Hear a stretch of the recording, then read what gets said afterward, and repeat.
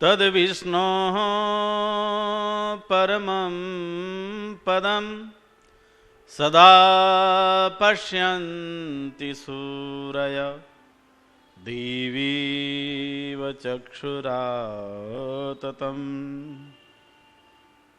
वेदाहमेदं पुरुषं महन्तम् आदित्यवर्णं तमसः परस्तात् तमेव विदित्वाति मृत्युमेति नान्यः पन्था विद्यते अनाय यो भूतं च भव्यं च सर्वं यस्याधितिष्ठति स्वर्यस्य च केवलं तस्मै ज्येष्ठाय ब्रह्मणे नमः। तस्मै ज्येष्ठाय ब्रह्मणे नमः। तस्मै ज्येष्ठाय ब्रह्मणे नमः। मातृशक्ति भद्रपुरुषों, प्रातःकालीन इस मधुर वेला में आज के इस पावन दिवस, जहाँ हर ओर हर कोने कोने में इस पर्व को जीवन में अत्यंत उत्साह उमंग के साथ में मना रहे हैं,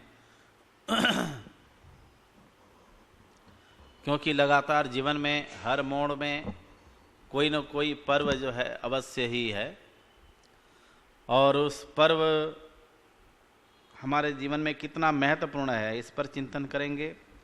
लेकिन परमात्मा से आइए सभी मिलकर के प्रार्थना करेंगे।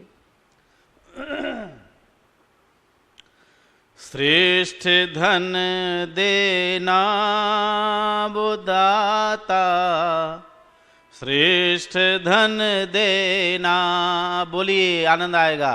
श्रेष्ठ धन देना वो दाता, श्रेष्ठ धन देना, जिसमें चिंतन और मनन हो, जिसमें चिंतन और मनन हो, ऐसा मन देना।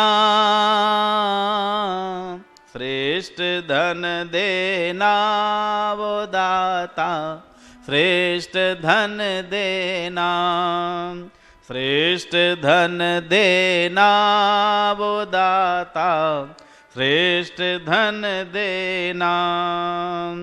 बल बुद्धि उत्साह बढ़ावे, वेद ज्ञान को पाकर, बल बुद्धि उत्साह बढ़ावे, वेद ज्ञान को पाकर, कर्म करें कर्तव्य समझ कर, फल की चाह मिटाकर, अति उज्ज्वल अति पावन प्रेरक, अति उज्ज्वल अति पावन प्रेरक, चाल चलन देना।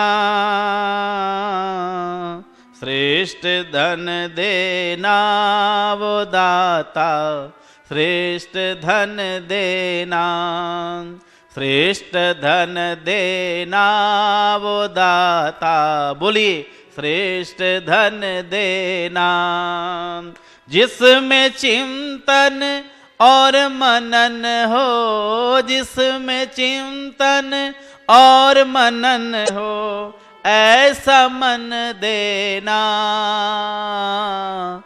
श्रेष्ठ धन देना वो दाता, श्रेष्ठ धन देना, धन वैभव जो धर में आए, सब होवे सुखकारी, धन दौलत वैभव घर में आए, सब होवे सुखकारी, पोषण पालक विघ्नकारी, अन्नदारा धनकारी, दान धर्म और यज्ञ कर्म में, दान धर्म और यज्ञ कर्म में, सच्ची लगन देना,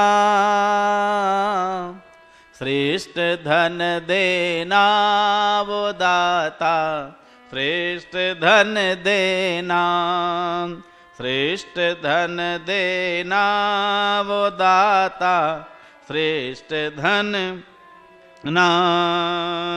जीवन के दिन सुंदर दिन हो, प्यारी प्यारी बातें, जीवन के दिन सुंदर दिन हो, प्यारी प्यारी बातें, सबके सब जन करें परस्पर जनहितकारी बातें, सबके सब जन करें परस्पर जनहितकारी बातें। पालक सदा हर जनमानस में, पालक सदा हर जनमानस में अपना धन देना, श्रेष्ठ धन देना वो दाता, श्रेष्ठ धन देना, श्रेष्ठ धन देना वो दाता, श्रेष्ठ धन देना। जिसमें चिंतन और मनन हो, जिसमें चिंतन और मनन हो, ऐसा मन देना, श्रेष्ठ धन देना वो दाता, श्रेष्ठ धन देना, श्रेष्ठ धन देना वो दाता, श्रेष्ठ धन देना।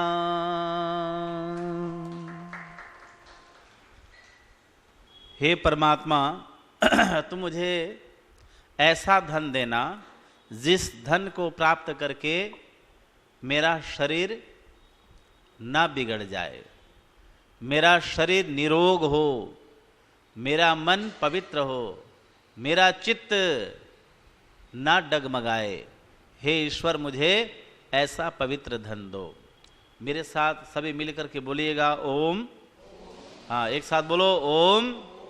इंद्रम श्रेष्ठानि द्रविणानि धेहि, चित्तिम दक्षस्य सुभगत्वमस्मै, पोषाम रयिणाम अरिष्टिम तनूनाम स्वादमानम वाचः सुधिनत्व मन्हाम। ये बहुत सुंदर वेद का ये मंत्र है और इस मंत्र के अंदर बहुत सुंदर प्रार्थना की है। अभी हम लोगों ने जो कविता में भजन की कुछ पंक्तियां दोहरा रहे थे, गुनगुना रहे थे, ये सब मंत्र का पूरा सार है। और मंत्र में क्या प्रार्थना की है कि हे परमात्मा, हे इंद्र, ईश्वर को इंद्र कहा है क्योंकि ईश्वर के अनेकानेक गुण हैं, लेकिन उन गुणों में सबसे महत्वपूर्ण गुण कौन सा है? बहुत सारे के सारे गुण बहुत महत्वपूर्ण हैं, परंतु इस मंत्र में जो महत्वपूर्ण जो शब्द यहां से बोला गया है वेद मंत्रों के माध्यम से, कहा कि हे इंद्र। इंद्र कहते हैं दो प्रकार यहां पर जो है हमें समझनी चाहिए।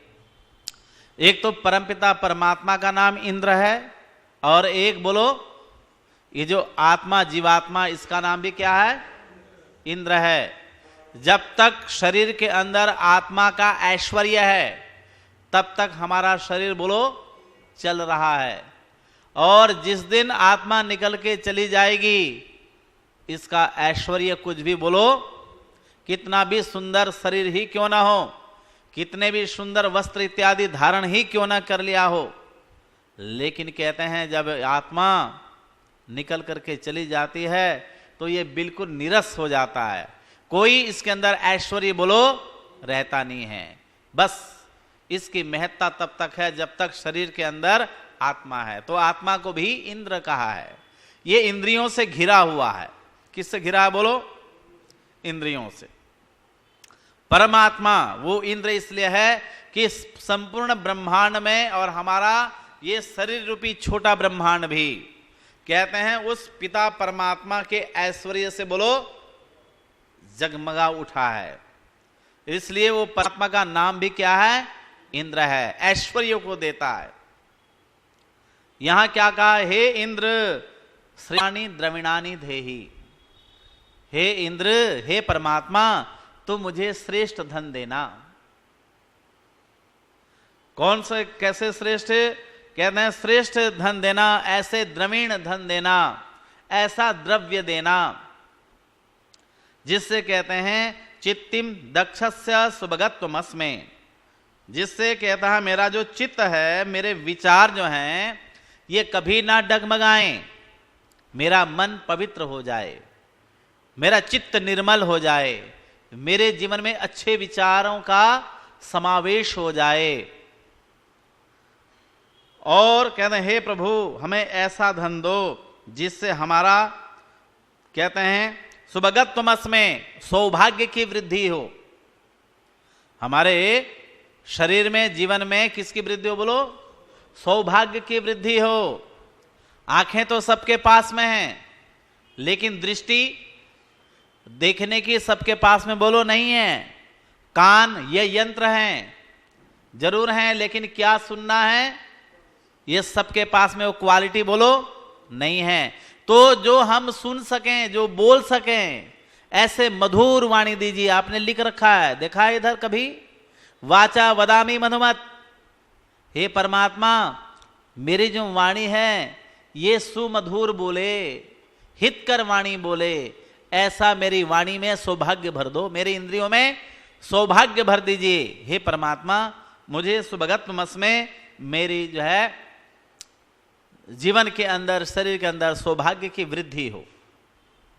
और कहते हैं कि पोषम रईणाम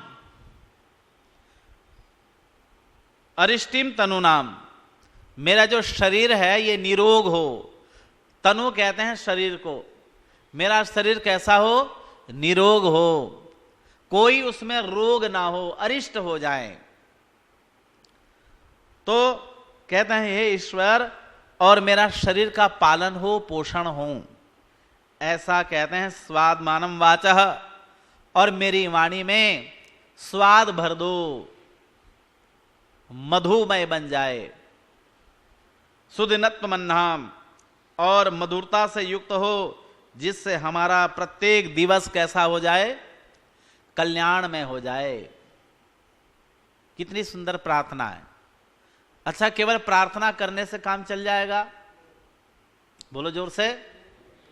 उसके अनुसार हमें आचरण भी करना पड़ेगा। उसके लिए कहते हैं कि सबसे महत्वपूर्ण है जो इस देश, जो आज हम यहां पर उपस्थित हैं, आज पूरी दुनिया में एक पर्व मनाया जा रहा है। और ये कौन सा पर्व है आज का दिवस? आवाज नहीं आई मुझे। धनतेरस। धनतेरस क्या है ये? धनतेरस जी, धन की पूजा की जाती है ना? लेकिन ध्यान करें, हमारे जीवन में हर मोड़ पर, हर माह में, हर ऋतुओं में पर्वों का सन्निधान है, पर्वों का विधान है। और हमारे जितने भी पर्व हैं वो किसी न किसी बहुत ही महत्वपूर्ण वस्तु से जुड़ी हुई हैं। हमारे जो पर्व हैं, ये पर्व हमारे महापुरुषों से रिलेटेड हैं। किसी का जन्म और किसी का निर्माण से, दोनों से संबंधित हैं। लेकिन कहते हैं जितने भी पर्व हैं वो पर्व सबसे ज्यादा हमारे ऋतुओं से मिले हुए हैं। क्योंकि पर्व कहते हैं प्रीणाति पुरीयति जनान आनंद दयति इति सह पर्व। पर्व किसको कहेंगे? बोलो। जो पूरा करे, प्रीणाति पूर्यति, जिससे पूर्ण हो, जिससे पूर्णता की प्राप्ति हो। कहना चाहिए जो कमियों को दूर करे और बोलो अच्छाइयों को भर दे और आनंदित कर दे, उस चीज को क्या बोलते हैं? बोलो पर्व। फिर बोलो एक बार, जो हमारे जीवन की कमियों को दूर कर दे, अच्छाइयों को भर दे और आनंद से परिपूर्ण कर दे, उसका नाम पर्व है। मैं नहीं कह रहा हूं, हमारे शास्त्रकारों ने लिखा है। पर्व मनाने के लिए सबसे महत्वपूर्ण वस्तु क्या है? किससे पर्व मनाओगे? आप बोलोगे तो आनंद आएगा आपको। किससे किससे मनाओगे? इस शरीर के द्वारा। और इस शरीर हमारा कैसा होना चाहिए? स्वस्थ होना चाहिए। बीमार व्यक्ति कभी भी बोलो पर्व कोई महत्व नहीं रखता। शरीर हमारा निरोग हो और कहते हैं मन से उत्साह हो, प्रेम हो, श्रद्धा हो और उल्लास हो, उमंग हो, खुशी हो, आनंद हो, उसी से ही बोलो पर्व मना सकते हैं, त्योहार मना सकते हैं। अगर उत्साह नहीं है तो कोई भी उत्सव बोलो नहीं मना सकते। उत्साह होगा तो ही उत्सव मना पाएंगे। तो ये आनंद, उत्सव और उत्साह, प्रेम, श्रद्धा, उमंग, तरंग, उल्लास, ये कहां होंगे? इसी शरीर में। और शरीर में कब होंगे? जब हमारा शरीर स्वस्थ होगा, निरोग होगा। तो ये सारे पर्व हमारे ऋतुओं से जुड़े हुए हैं। 6 ऋतुएं हैं और 6 ऋतुओं में हर एक ऋतु में एक से एक त्योहार हैं। ये कौन सा ऋतु चल रहा है? ये बोलो। शरद, कार्तिक मास और शरद ऋतु है ये। इस ऋतु के अंदर हर व्यक्ति के अंदर किन्हीं का शरीर जो है वात प्रधान है, किसी का शरीर पित्त प्रधान है और किसी का शरीर बोलो कफ वृत्ति वाला प्रधान है। तो हर व्यक्ति का शरीर के गुण, धर्म, स्वभाव अलग अलग हैं और सबसे ज्यादा इस ऋतु के अंदर पित्त की मात्रा बढ़ जाएगी शरीर के अंदर। बात समझ आ रही है? तो ये शरीर हमारा अनबैलेंस हो जाएगा, संतुलित बोलो नहीं होगा। तो हम यदि ऋतुओं से जुड़े हुए होंगे तो हम स्वस्थ रहेंगे। आज का विशेष पर्व के बारे में कुछ चीजें बताना मैं उचित समझूंगा और आप सभी गौर करना, आप ध्यानपूर्वक सुनना और साथ में चिंतन करना वास्तविकता क्या है। आज के दिवस जो है, जो धनतेरस मनाया जा रहा है, धनतेरस जो है ये बिगड़ा हुआ नाम है। इसको कहते हैं धन्वंतरी जी का अवतरण दिवस है आज के दिवस। जो जिन्होंने आयुर्वेद के महापंडित थे, जिन्होंने सुश्रुत जैसा बोलो आयुर्वेद का ग्रंथ दिया। आयुर्वेद क्या है? आयु को बढ़ाने वाली ऐसी चीजें, ऐसी युक्ति, ऐसी शिक्षा, ऐसी विद्या जिनके द्वारा हमें प्रतिपादित करके महर्षि धन्वंतरी जी ने इसको दिया है। लेकिन पौराणिक लोगों की एक दंत कथा है। वो कहते हैं कि समुद्र का मंथन हुआ और उस समुद्र के मंथन में से जो अमृत कलश निकला उसको लेकर के हमें जो है धन्वंतरी जी ने हमें प्रदान किया, वो अमृत कलश दिया। तो ये तो केवल क्या है? एक दंत कथा है। और इसकी लॉजिक क्या है, इसकी प्रामाणिकता क्या है? वो अमृत कलश कौन सा है? देखो, परमपिता परमात्मा ने हमें ये जीवन दिया है। किसने दिया बोलो? परमपिता परमात्मा ने। लेकिन इस शरीर को कैसे चलाएं, उसके लिए भी परमपिता परमात्मा ने सृष्टि के आदि में जब मानव की उत्पत्ति हुई उस समय वेदों का बोलो ज्ञान भी दिया, वेदों का ज्ञान भी दिया और मनुष्य का चोला भी दिया। लेकिन कहते हैं ऐसे गूढ़ रहस्य को, वेद को हर कोई व्यक्ति नहीं जान सकता, इसलिए हमारे ऋषि मुनियों ने इसको अनुसंधान किया, पढ़ करके फिर छोटे छोटे ग्रंथ उन्होंने लिख करके दिए ताकि ये शरीर जो है कैसे इनका स्वस्थ रहे, 100 वर्षों तक निरोग, 400 वर्षों तक निरोग रहें। उसके लिए उन्होंने हर समय समय पर ऋषि मुनियों ने अनुसंधान करके कुछ पुस्तकों को लिखा और उस ज्ञान को हमारे सामने प्रकट किया।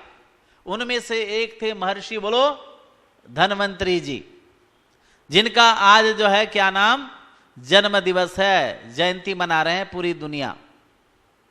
भारत सरकार ने भी कुछ वर्ष पहले आज के दिवस को किस रूप में मना रहे हैं?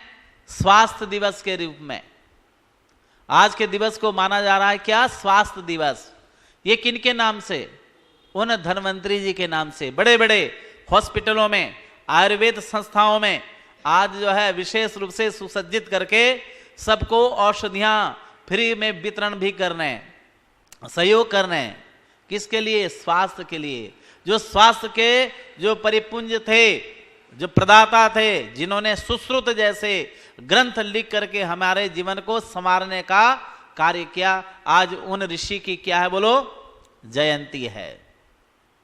केवल झाड़ू खरीद करके ला करके पूजन करने से, या केवल नए बर्तन ला करके खरीद के पूजन करने से, या चांदी के सिक्के लाने से कोई धनतेरस की बोलो कोई पूजा नहीं होती। कितने ले आए, लेकिन असली धन जो है क्या है? हमारा स्वास्थ्य है। इसलिए कहा जाता है प्रथम सुख निरोगी काया, दूजा सुख घर में हो माया। धन से भी सबसे ज्यादा महत्वपूर्ण किसको दिया बोलो? स्वास्थ्य को दिया है। अगर स्वास्थ्य बिगड़ गया तो फिर कहते हैं कितना भी धन दौलत कमा लीजिए, उसका सुख आप ले नहीं पाएंगे। ध्यान कर लें, 56 प्रकार का भोजन सामने पड़ा हुआ है, भूख नहीं है, शुगर की बीमारी है, खा नहीं सकता मीठा, और कहते हैं हाई ब्लड प्रेशर हो गया तो कहते हैं नमकीन खा नहीं सकता, पड़ा है ऐसे, क्या फायदा? तो सबसे पहले उत्तम है, कहते हैं हमारी जो है स्वास्थ्य ही हमारा परम धन है, गुण है।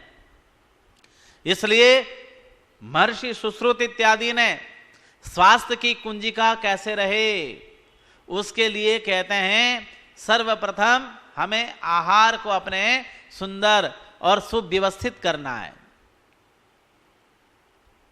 और उन्होंने बहुत सारे उदाहरण दिए, हित भूख, रित भूख और मित भूख। एक कोई चिड़िया जो है वो ऐसे ही कोहरुक कोहरुक कोहरुक कर करके वो चिल्ला रहा था, बोल रहा था। उसी को सुन करके उस ऋषि ने उसके भाव को व्यक्त किया और क्या कहा कि संपूर्ण आयुर्वेद जो है इन 3 चीजों पर टिका हुआ है। किसमें? हित भूख, रित भूख और मित भूख।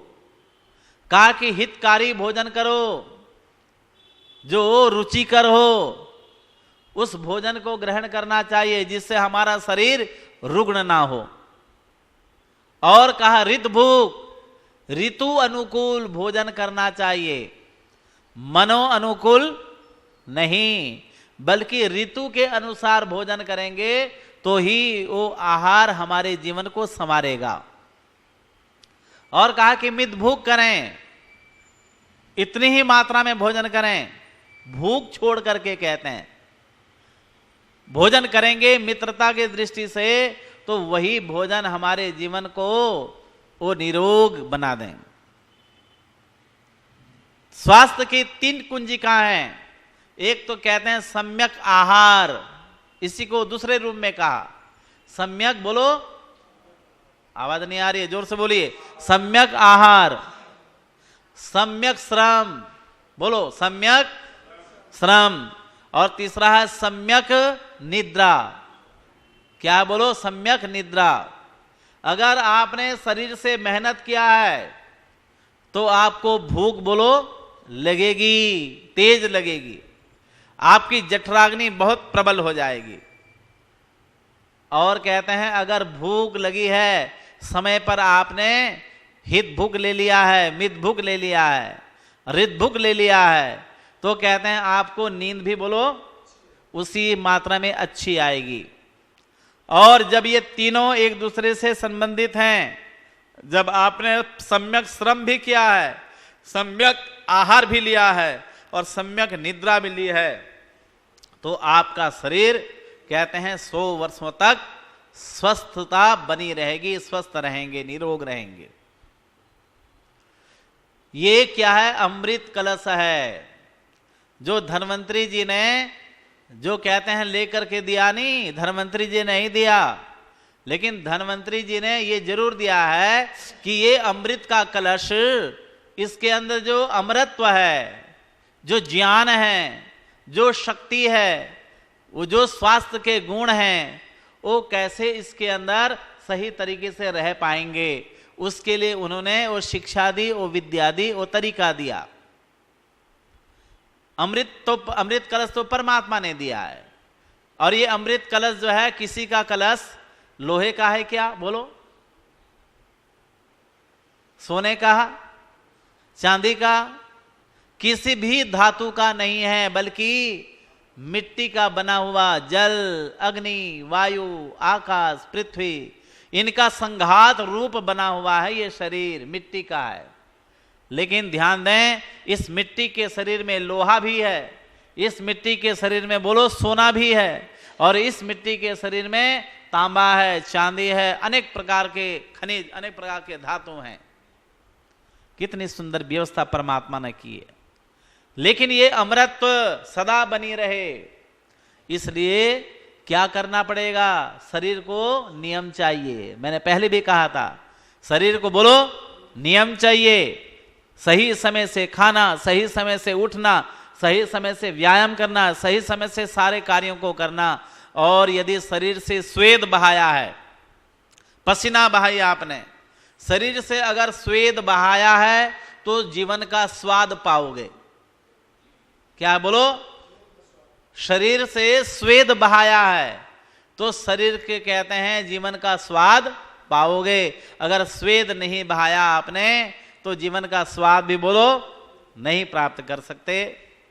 आज के इस पावन पर्व जो है, ये हम सभी को यही संदेश देता है कि हम अपने जीवन में शरीर के माध्यम से ऐसे श्रेष्ठ कर्म करें, परिश्रम करें, जिससे हमारा शरीर स्वस्थ हो, मन पवित्र हो, चित्त निर्मल हो, हमारे शरीर का पालन हो, पोषण हो, और साथ में वाणी हमारी मधुमय बन जाए, और साथ में हमारा जीवन जो है कैसा बन जाए? सुंदर, सुखद और अमरत्व से भर जाए।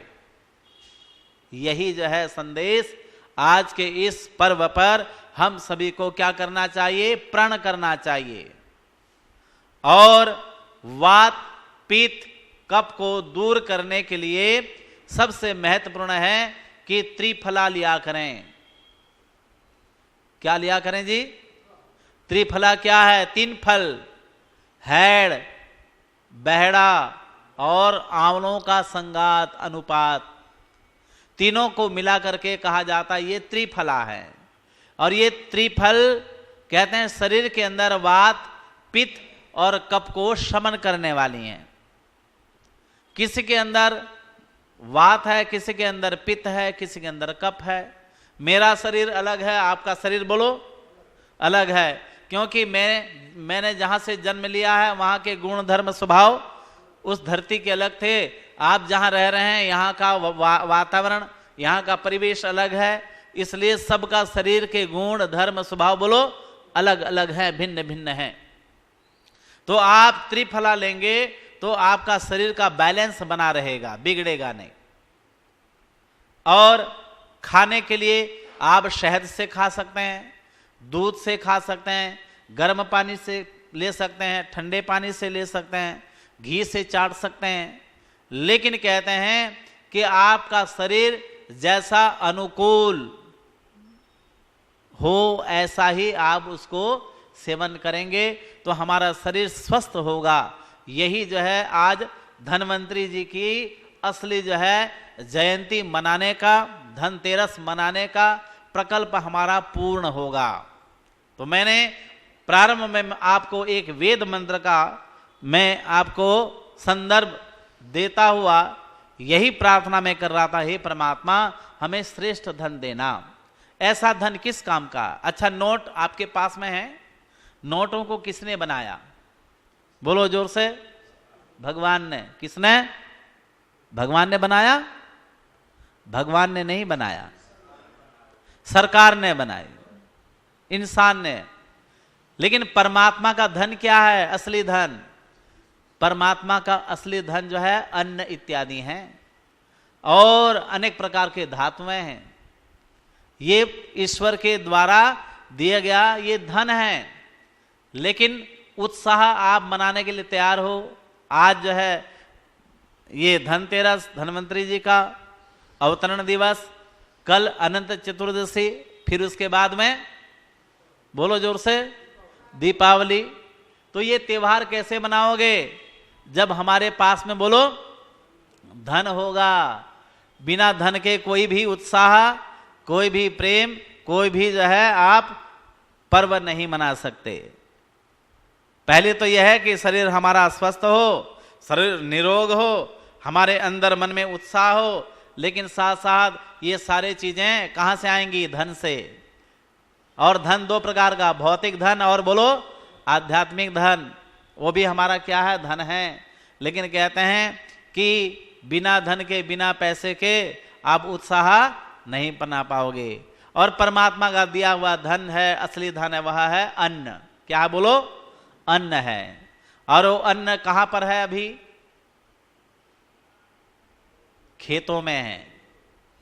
किसानों के खेत में अभी ताजा ताजा अन्न है। जो इस मौसम में, शरद ऋतुओं में मुख्य फसल भारत की कहते हैं धान है।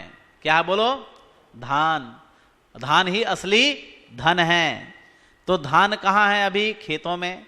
धन अब किसान काट काट करके ला रहे हैं।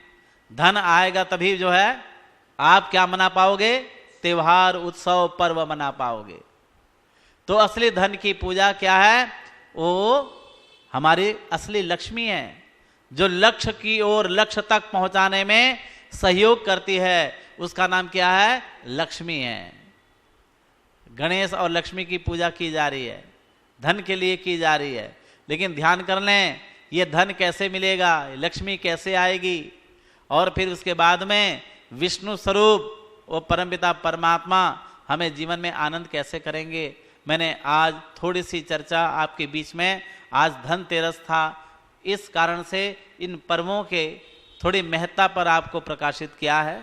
मेरे अपनी कोई भी विचारधारा नहीं है, बल्कि ऋषियों के वेद मंत्रों के और हमारी संस्कृति, हमारे वैदिक धर्म वेदों का प्रकाश उनके विचारों के माध्यम से उतप्रोत होकर के मैंने आपको देने का प्रयत्न किया है।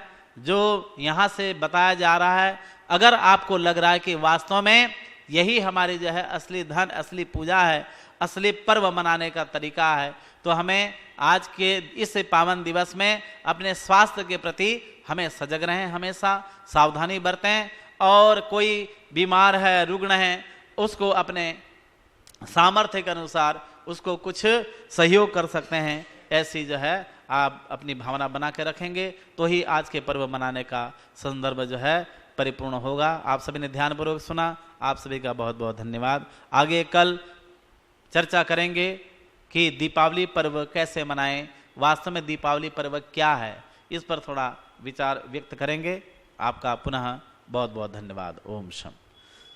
ओम द्यौ शान्तिरन्तरिक्षं शान्ति पृथिवी शान्तिरापः शान्तिरोषधयः शान्तिः वनस्पतयः शान्तिर्विश्वे देवा शान्तिर्ब्रह्म शान्ति सर्वं शान्ति शान्तिरेव शान्ति सामा शान्तिरेधि ओम शांति शांति शांति।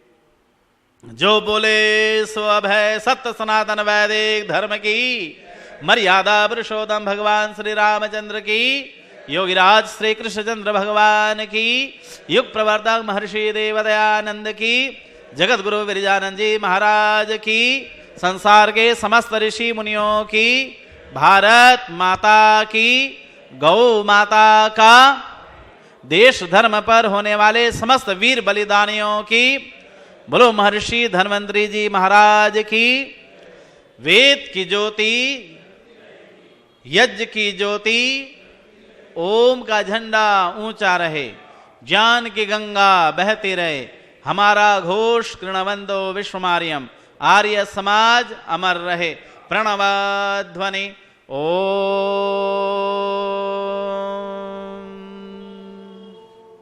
सर्वेभ्यो नमः। सभी का बहुत बहुत धन्यवाद। वैदिक अभिवादन सादर नमस्ते जी।